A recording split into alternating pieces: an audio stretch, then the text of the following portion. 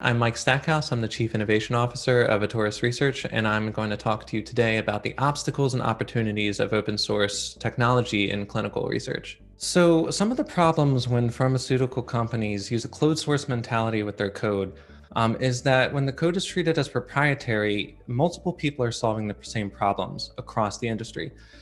So this really harps back to the creation of CDISC and when CDISC came into the scene 20 or so years ago. So before that, companies went about creating their own data standards. So the company would have to create the data standards, programmers would have to learn the data standards, and when you would submit to the regulatory agencies, the regulatory agency would need to interpret those standards as well.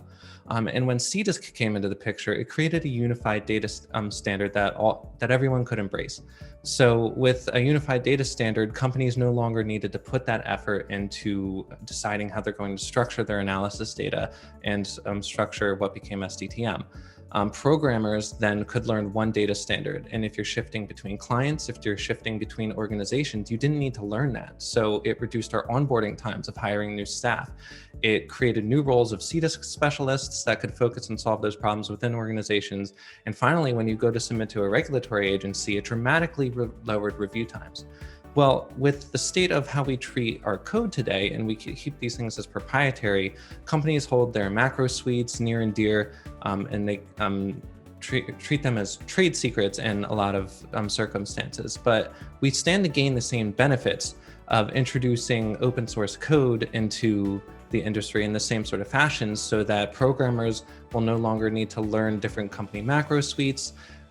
Regulatory agencies will no longer need to interpret the macros that we're submitting and digest the code that we're submitting, and can focus on more of the substantial problems that go into things like efficacy when we have primary endpoints that we're trying to analyze, and that are things that really should be treated more as the trade secrets. So it allows us to focus more on the science and less on the redundant things that every organization is going to need to create their own approach to.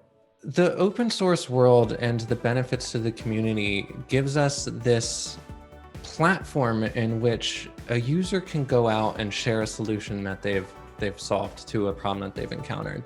And as a user and a programmer, others are likely to come across that problem and to encounter the same issue.